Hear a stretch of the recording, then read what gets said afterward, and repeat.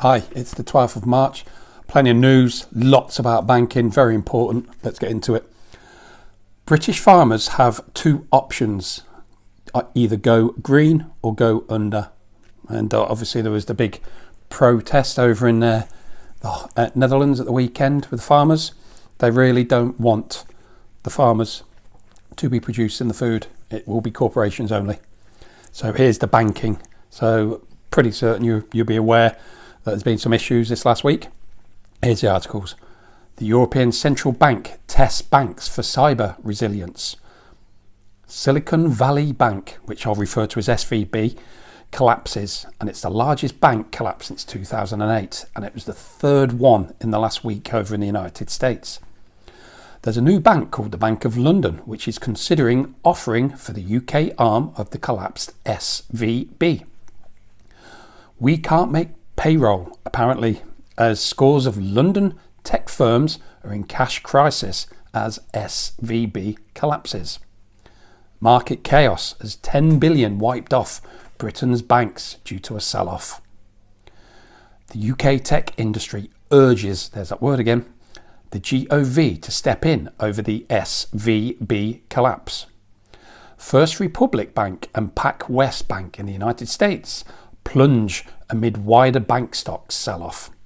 Credit Suisse shares hit new all-time low as banks hit by the US fallout. So as you can see, could this be the catalyst for the big market crash?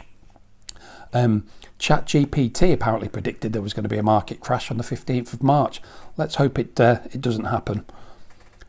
Lloyds Banking Group, with 26 million customers, has invested 10 million in the app Yoti, Y-O-T-I, for digital ID for all to launch this year. So I've done many articles on this Yoti.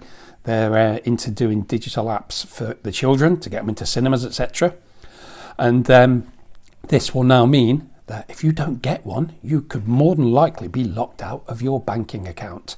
So I think barter's the way forward, because I'm not having one.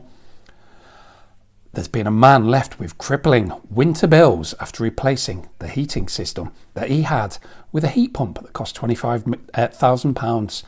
And his costs are just spiralling and spiralling. Done quite a few videos on these heat pumps.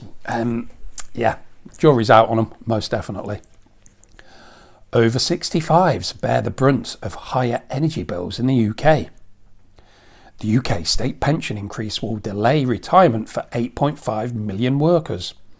And I'll be in that. I think they're bankrupt and they just cannot pay these pensions. So this is why they keep pushing them out and out and out. There's a skills bootcamp being considered to encourage over 50s back to work. Half of UK mothers have cut working hours due to childcare costs. 17% of the N.H.S workers want to leave the health service as soon as they can get another job. It's that health service is in a mess, and it's all by design. UK landlords face 7,500 losses as buy-to-let dream turns sour.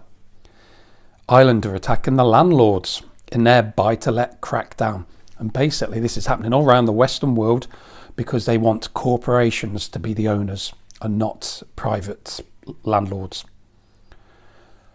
Mind reading AI turns people's thoughts into images with 80% accuracy. Gulp. Finally, Ghana re-announces issuance of digital ID numbers to babies, and Uganda is to register citizen school children.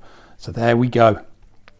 What's happening is, if you don't have your digital ID, you're going to get locked out of the system. But you have to resist it with every sinew in your body, because once you give them that's your digital handcuffs, and you're basically, for want of another word, I want to swear here, fudged. So please pass this on to as many people as you can. All the articles are pinned as per usual. Please send them on to people who are sat on the fence, because surely, times are getting short now. Things are happening quick. And I'll see you on the next one.